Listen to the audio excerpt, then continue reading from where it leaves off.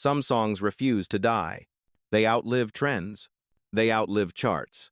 They even outlive the people who made them. You have heard this one without choosing to. At funerals that turned into celebrations. At weddings where grandparents and grandchildren danced together. At block parties where joy was an act of resistance. The groove arrives first, confident, unbothered. Then the chant simple, defiant, impossible to ignore. Ain't no stopping us now. It feels like hope, like momentum, like a promise. But promises often cost more than they reveal, because while the world learned the words by heart, it forgot the hands that wrote them. John Whitehead, Gene McFadden, two names that rarely make the room when the song does, two men whose lives were marked by survival long before success arrived, and long after it passed. History prefers clean stories. It prefers heroes with faces, not hands.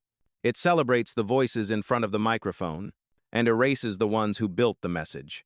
So history remembers the sound, but not the sacrifice. Philadelphia International Records was once a dream factory, a black-owned powerhouse where soul music carried dignity, politics, and pride. Kenny Gamble and Leon Huff built the house. The OJs filled it with voices. Teddy Pendergrass turned pain into thunder.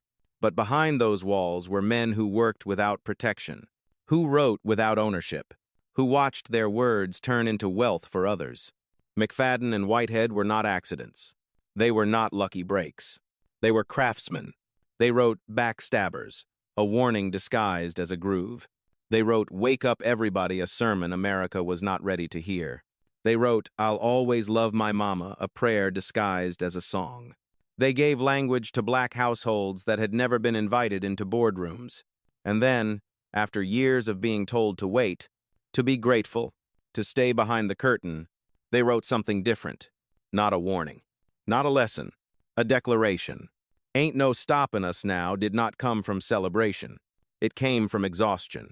It came from watching contracts favor silence. From watching publishing disappear. From realizing that success did not mean security. It was written by men who had survived plane crashes they were supposed to die in. Men who had escaped death more than once, only to be trapped by systems that smiled while taking everything else. When the song finally escaped the building, it moved faster than anyone could control. Radio couldn't stop it. Dance floors claimed it. Communities adopted it. It became a victory chant for people who never win on paper. And yet, even as the song conquered the world, its creators were still negotiating their worth. That is the tragedy at the center of this story. A song about unstoppable momentum, written by men who would eventually be stopped. Financially, legally, and for one of them, fatally.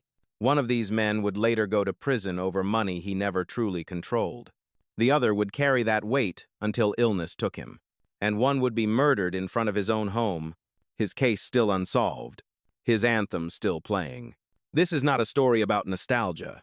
It is a story about what happens when brilliance creates value faster than the system is willing to protect it. It is about how black music can become immortal, while black lives remain disposable. Every time that chant rises from a crowd, it sounds like joy. But underneath it is something else.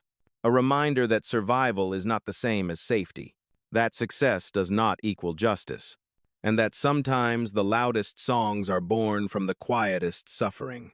Before the anthem, before the applause, before the world decided the song belonged to everyone, there were two men in Philadelphia, trying not to disappear. This is the story history did not sing.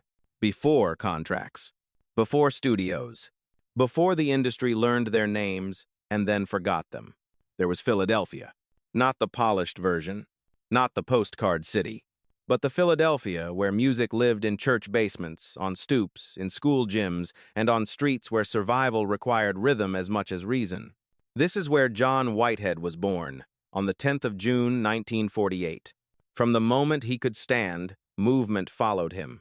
He never walked when he could dance, never sat still when there was a beat to chase. His family called him Toodles, then Two, because he was always in motion. His mother would wake him in the middle of the night just to watch him dance, not because she was amused, because she saw something forming before language could explain it. In John's neighborhood, music was not entertainment. It was orientation. It told you where you belonged, and sometimes, how to escape. By elementary school, teachers noticed what others couldn't ignore. John didn't just perform, he led. Other kids followed him without instruction. He understood timing, space, presence, instincts you cannot teach. Even the school principal once told his family that John was not built to follow rules. He was built to set tempo. A few blocks away grew Gene McFadden. Gene was quieter, more inward, but his voice carried weight beyond his years. It wasn't polished. It was honest. People would later say he sounded like Otis Redding, but at the time, it wasn't comparison, it was recognition. A familiar act, a voice that didn't sing at you, but through you. John and Gene knew each other early. Philadelphia streets have a way of weaving lives together long before destiny announces itself. By their mid-teens, music bound them permanently. Around 15 years old, they formed a vocal group called the Epsilons, along with John's cousin Ron O'Leary and other local talents. One member would later become part of Frankie Beverly's Maze. Another would sing with Harold Melvin and the Blue Notes. This was not coincidence. Philadelphia was fertile ground. In the 1,960 seconds, soul music was not yet a brand. It was still forming itself, shaped by church, struggle, and political tension. The city produced voices that didn't ask permission to exist. The Epsilons began performing locally, building a reputation slowly. Their harmonies were tight, but one voice kept stopping rooms. Gene's. It carried pain without performance, emotion without exaggeration, and fate noticed. In 1966, at a performance, legendary DJ Georgie Woods introduced the group to Otis Redding. Otis didn't hesitate. He heard hunger. He heard truth. He signed the Epsilons to Stax Records and took them on the road. For teenagers barely out of their neighborhoods, the experience was overwhelming. They toured. They learned discipline. They learned how unforgiving the business could be, and they learned how close death could come. While touring in 1966, the Epsilons canceled a flight they were scheduled to take. That plane later crashed, killing more than 200 people. A year later, in December 1967, Otis Redding died in a plane crash. Once again, the Epsilons were supposed to be on that flight. Once again, they had left early to return home for Christmas. Twice spared. Twice warned. Survival stopped feeling random. After Otis's death, the ground collapsed. The group released a single on Stax Records, but the momentum was gone. Grief replaced direction. The industry moved on quickly. Eventually, the Epsilons fractured. Names changed. Members rotated. They rebranded as Talk of the Town. They signed small deals. They released records that disappeared without echo. The promise dried up. By the early 1,970 seconds, the group dissolved entirely. Only John Whitehead and Gene McFadden remained. No spotlight.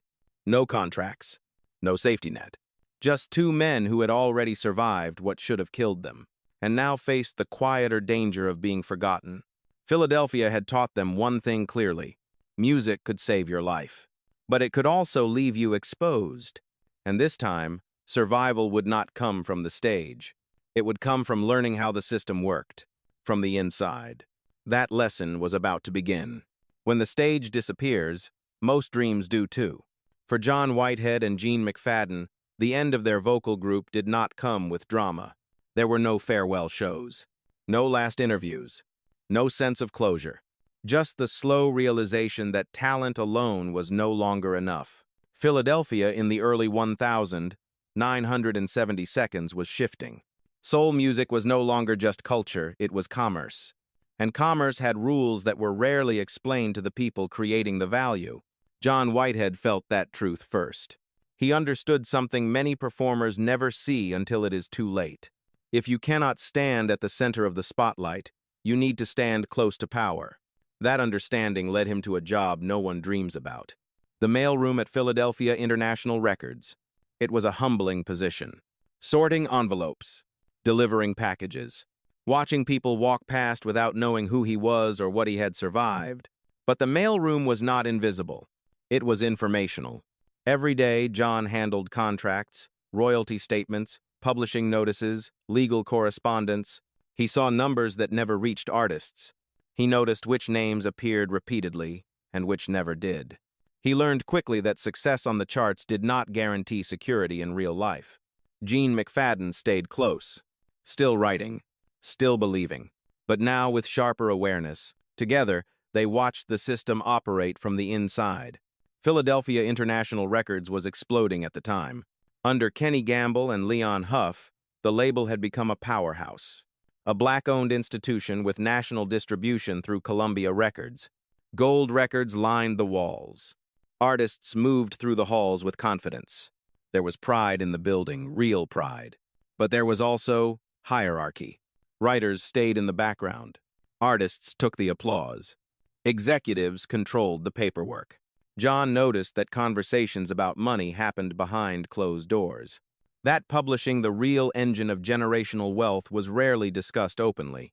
That artists were praised publicly but managed privately. So John and Gene made a decision that would redefine their future. If they could not be seen, they would be heard. If they could not perform, they would write. Not safe songs, not polite ones.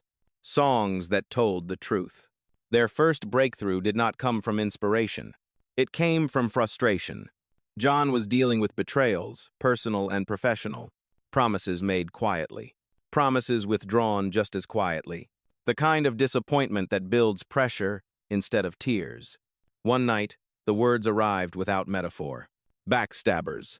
When Gamble and Huff heard the demo, they knew immediately that it was dangerous in the right way. The song spoke too honestly to ignore. It captured a feeling many people were afraid to name.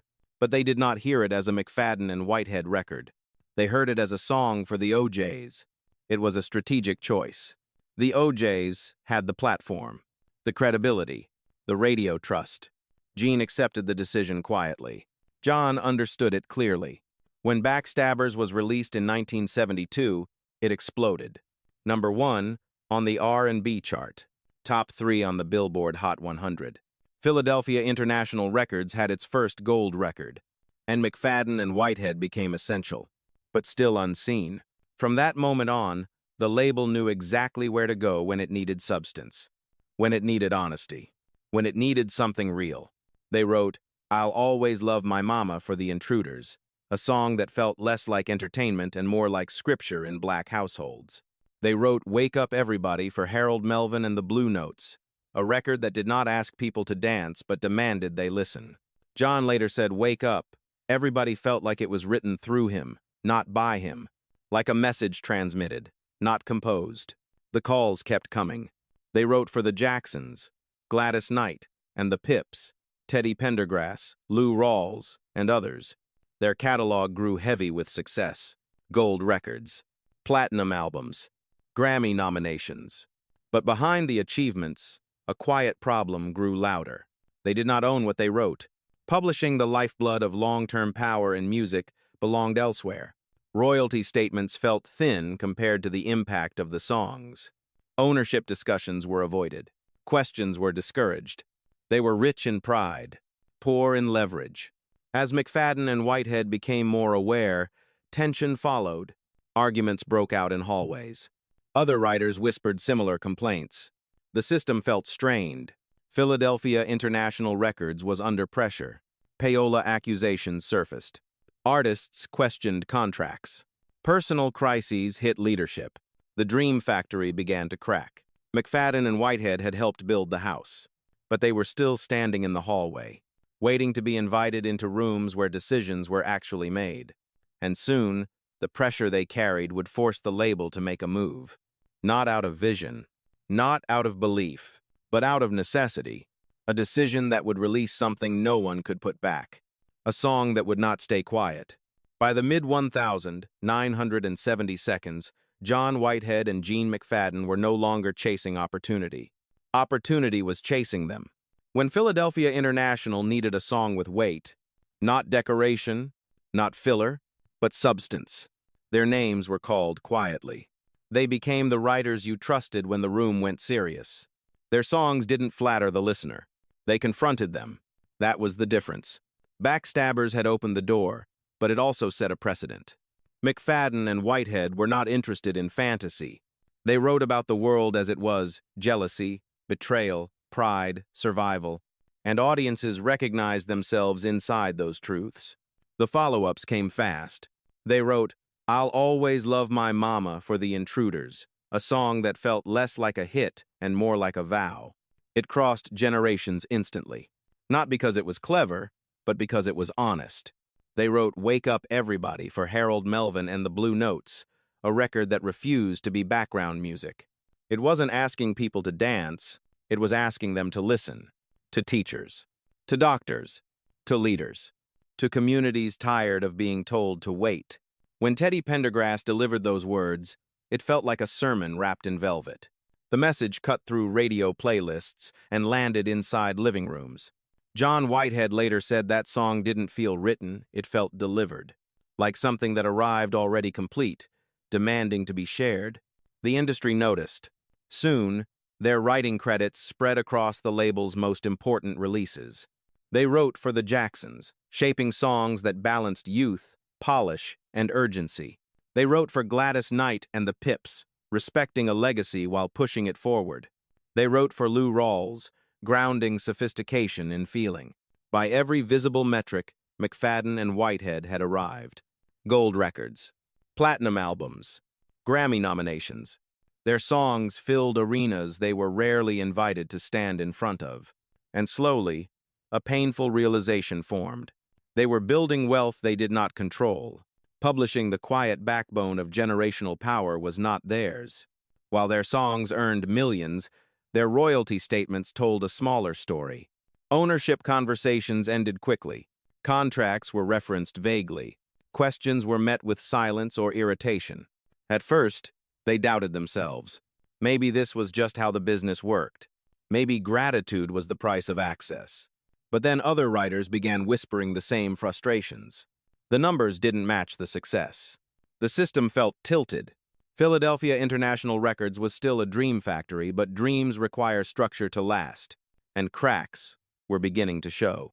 Payola accusations surfaced in the industry. Artists quietly questioned contracts. Tensions grew between creative brilliance and business control. Inside the building, arguments became louder. McFadden and Whitehead were no longer content to stay quiet. They asked direct questions. They pushed back. They challenged assumptions. It did not make them popular. They were seen as difficult, ungrateful, too aware. But awareness changes everything. They understood now that respect without ownership is temporary. That applause without protection fades quickly. That being essential does not mean being secure. And still, they kept writing. Because writing was the one place they could not be denied. They wrote songs that spoke to working families, to people waking up early and staying up late, to communities carrying pride without power. Their music gave language to lives that rarely saw themselves reflected honestly. That was their real contribution. But the cost of truth is pressure. Philadelphia International was under strain. Leadership faced personal crises. The label's rapid growth had outpaced its internal trust. To calm tensions, to quiet growing unrest, a concession was offered. McFadden and Whitehead would be allowed to record their own music, not as a vision, not as a strategy, as a release valve. No one in that building understood what they were about to unleash, because years of restraint had created something volatile, something joyful, something defiant, a song that would refuse to stay in its assigned place. And once it was heard, nothing would stop it. By the late 1970 seconds, the pressure inside Philadelphia International Records was no longer quiet. Success had come fast. Too fast. Hits stacked up. Money moved. But trust did not. Writers were restless. Artists were asking questions. Executives were juggling scrutiny from radio, from distributors, from the very people whose work kept the building alive. At the center of that tension stood John Whitehead and Gene McFadden. They had become indispensable. When the label needed truth, it called them. When it needed conscience, it leaned on their pens. But indispensability is not the same as protection. Behind closed doors, Conversations about publishing grew sharper. Royalty statements were questioned. Ownership was no longer an abstract idea, it was a demand. Voices were raised. Arguments spilled into hallways. Other writers began echoing the same frustrations. The Dream Factory felt strained. For Kenny Gamble and Leon Huff, the situation was becoming unmanageable. The label was facing industry pressure, internal fatigue, and growing unrest from its own creative core. Something had to give, so a concession was offered. McFadden and Whitehead would be allowed to record their own music, not as a long-term plan, not as a belief in their future as artists, as a release valve. It was permission, not freedom. For John and Gene, that distinction mattered less than the opportunity itself. They had been holding something back for years. Frustration, pride, belief delayed too long. They walked into the studio not looking to impress anyone. They were looking to exhale. What followed did not feel like a traditional recording session. There were no lengthy debates, no endless revisions. The song came out almost whole. Ain't no stoppin' us now. It wasn't polished optimism. It wasn't disco escapism. It was defiance turning into joy. The groove carried confidence, but the lyrics came from exhaustion, from being told to wait, from being thanked instead of paid, from knowing your value while watching it be assigned elsewhere. John Whitehead's voice did not ask for permission. It declared presence. Strong, certain, unapologetic. The background vocals performed by the Sweethearts lifted the message, but it was John's delivery that sealed it. This was not celebration yet. It was survival, learning how to smile. When the finished track was played for Gamble and Huff, the reaction was immediate but familiar. They heard a hit, but not a McFadden and Whitehead hit. Once again, the instinct was to give the song to the OJs. The logic made sense on paper. The OJs had the platform, the audience, the proven market. But something was different this time. The song resisted reassignment. It did not sound borrowed. It did not feel transferable. It belonged to the men who wrote it. Reluctantly, the label agreed to release it under McFadden and Whitehead's own name, not with confidence, with caution. In April 1979, Ain't No Stoppin' Us Now was released quietly, and then it escaped. DJs picked it up first, not because of marketing, but because the energy was undeniable. Dance floors responded before radio did. Crowds moved before executives understood why. The chant spread faster than strategy. Soon, radio followed. Then the charts. Number 1 on the R&B singles chart. Top 15 on the Billboard Hot 100. Top 5 in the United Kingdom. Double platinum. Over 2 million copies sold. The song became bigger than disco, bigger than Philadelphia, bigger than the label that tried to contain it. It became an anthem, played at graduations, at protests, at weddings, at championship games. The Philadelphia Phillies adopted it. The Eagles adopted it. Boxer Larry Holmes walked to the ring with it. Families played it at reunions without knowing who wrote it. For many Black Americans, it felt like a declaration not just of joy, but of arrival. A modern Black national anthem. Awards followed. A Grammy nomination came. They didn't win. Earth, Wind, and Fire took the trophy. But the moment had already passed judgment. McFadden and Whitehead were no longer invisible. Yet beneath the celebration, a quiet truth remained. They had not gained freedom. They had gained proof.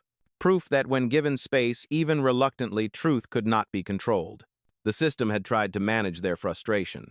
Instead, it amplified it. And while the world danced, the industry prepared its reminder.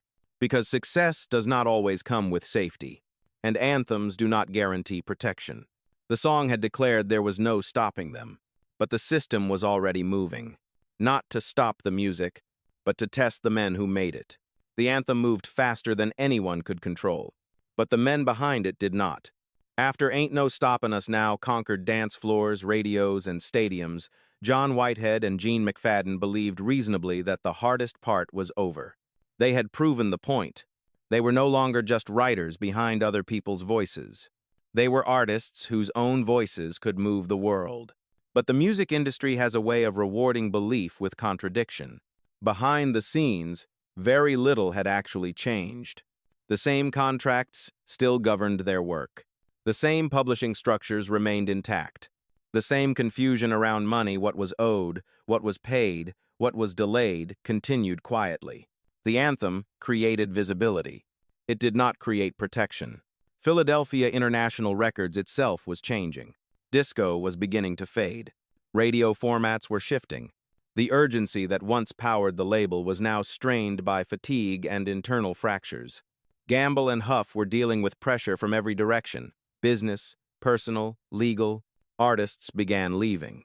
Momentum slowed. In 1982, McFadden and Whitehead officially left Philadelphia International and signed with Capitol Records. On paper, it looked like a fresh start, a major label, new resources, a chance to redefine themselves beyond one song. In reality, the timing was cruel. The industry had already moved on. Radio wanted new faces. Labels wanted the next sound, not yesterday's anthem. Their follow-up releases failed to recapture the cultural explosion of 1979. The music was solid. The belief was still there. But attention is a fragile currency. Behind the scenes, the financial consequences of earlier years began to surface. Like many artists of their generation, John Whitehead had trusted that business matters were being handled properly. Taxes were assumed to be paid. Accounting was assumed to be accurate. It wasn't. By 1984, the IRS came calling. Whitehead was charged with tax evasion covering the years 1975 through 1980 years, when his songs were generating massive revenue, but his understanding of where the money was going remained incomplete. The result was devastating. 2 years in federal prison. The same voice that once unified dance floors now echoed inside concrete walls. Prison stripped everything down. There was no audience, no applause, no momentum. John converted to Islam. He reflected. He confronted the gap between success and security. Music was no longer about charts. It became about identity, about accountability, about survival. While John was incarcerated, life outside continued without him. His sons, Kenny and Johnny Whitehead, signed a deal and released an album as Kenny and Johnny. Their talent was real, their future promising, but the timing was cruel. Their father watched their rise from behind bars. When John was released, he did not retreat. He returned determined to rebuild. He released a solo album in 1988 titled I Need Money Bad, a title that carried more truth than metaphor. He and Gene McFadden continued performing together on old-school tours, community events, and sports arenas. The applause never disappeared. The protection did. Legal problems followed John like shadows. By the early 2000s, the IRS placed a massive lien against him over $5 million, largely composed of penalties and interest that had accumulated for decades. John disputed the amount, insisting the real balance was far lower. But disputes do not erase stress, and stress accumulates quietly. In 2000, his home was invaded during a robbery. His brother was held at gunpoint. Jewelry, suits, and cash were taken. Security was gone. Peace was gone. Still, John kept moving. By 2004, he was working on a book. Not a revenge story. Not an expose. A correction. He wanted the record set straight, not just for himself, but for every writer who built something they never fully owned. He never finished it. On the 11th of May, 2004, John Whitehead was shot and killed outside his Philadelphia home in broad daylight. The case remains unsolved. There was no dramatic final moment. No public reckoning. Just silence. The anthem lived on. The man did not. For Gene McFadden, the loss was devastating. Already battling serious health issues, the death of his lifelong partner took something irreplaceable. 2 years later, Gene was gone as well. The duo that once symbolized unstoppable momentum faded without the farewell they deserved. Yet the music refused to follow them into silence. Ain't No Stoppin' Us Now continued to travel across generations, across borders, across time. It played at cookouts and graduations, at political rallies and championship games. People sang it without knowing who paid the price. That is the contradiction at the heart of their story. McFadden and Whitehead did not just write hits. They wrote declarations. They helped build an empire without owning it. They created generational wealth through sound while struggling to secure their own. Their lives exposed a truth the industry rarely confronts. Success is loud. Protection is quiet. And too often, the quiet part never comes. The chant still rises. But now, it carries another meaning. Not just celebration, a warning. Some songs are remembered because they are catchy. Others because they are tied to a moment. Ain't No Stoppin' Us Now is remembered because it refuses to leave. Long after the charts stopped counting. Long after disco faded. Long after the men who wrote it were no longer here to explain what it cost. The chant keeps moving. It rises at weddings where families celebrate survival. At graduations where firsts are finally earned. At rallies where progress still feels delayed but possible. At cookouts where joy is both tradition and defiance. The song sounds like victory, but its story is unfinished. Because while the music traveled freely, the men behind it did not receive the same grace. John Whitehead's death in 2004 did not come with resolution. No arrests.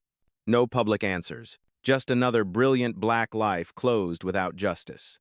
Gene McFadden followed 2 years later, quietly, carrying the weight of a partnership that had lasted since childhood. No farewell tour. No industry reckoning. The system moved on, as it always does. Yet legacy does not ask permission. It moves differently. McFadden and Whitehead's songs continue to circulate because they were never built for trends. They were built for people. Backstabbers still warns listeners about betrayal without naming names. Wake Up Everybody still asks uncomfortable questions that remain unanswered. I'll Always Love My Mama still speaks to households that learned love without wealth. And Ain't No Stoppin' Us Now still carries a contradiction at its core. It celebrates forward motion, while reminding us how often forward motion is achieved without protection. Their story matters not because it is unique, but because it is familiar. It is the story of writers whose words generated millions, while ownership slipped quietly away. Of creators praised publicly but negotiated privately. Of black brilliance building institutions it was never fully allowed to control. McFadden and Whitehead were not careless. They were not naive. They were operating inside a system designed long before them. A system where access was mistaken for equity and gratitude was offered instead of power. They did what they were taught to do. They worked harder. They stayed professional. They waited. And when waiting failed, they spoke. That is why their anthem hit differently. It was not born from comfort. It was born from endurance. The industry heard celebration. Communities heard recognition. And the song became something no contract could contain. In 2017, McFadden and Whitehead were inducted into the Philadelphia Music Walk of Fame. The honor was deserved and overdue. But plaques cannot replace protection, and recognition cannot repair what was structurally broken. Their true memorial lives elsewhere. It lives in moments where people feel seen without knowing why, in crowds that rise together without rehearsal, in the instinctive joy that appears when the chant begins, because despite everything taken from them, one truth remains unchallenged. They were right. There was no stopping the music. Not when radio ignored it. Not when labels hesitated. Not when the industry moved on. Not even when the men who wrote it were silenced. The song survived its creators because it carried something larger than career. It carried insistence. It carried dignity. It carried the refusal to be erased. And that is the quiet power of McFadden and Whitehead. They did not just write hits. They documented a condition. They translated pressure into rhythm. They turned survival into sound. History may forget names, but it cannot erase impact. Every time that chant fills a room, every time bodies move before logic can intervene, every time joy arrives without explanation, their voices return, not as ghosts, but as proof. Proof that systems can delay justice but cannot cancel truth. Proof that songs born from struggle travel farther than those born from comfort. Proof that even when men are stopped, what they build can keep going. There is no stopping the music. And because of that, there is no stopping their legacy.